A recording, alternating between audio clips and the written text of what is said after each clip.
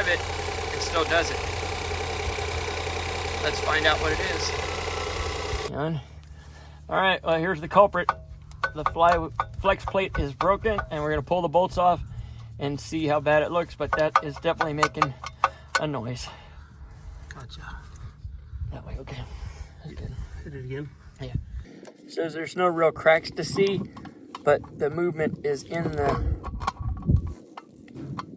part here where it bolts on. You can see it moves. But can't see any visible cracks. If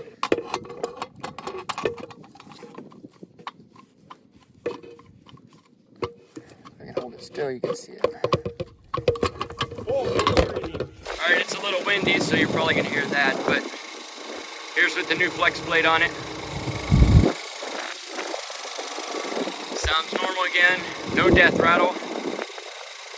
Good job.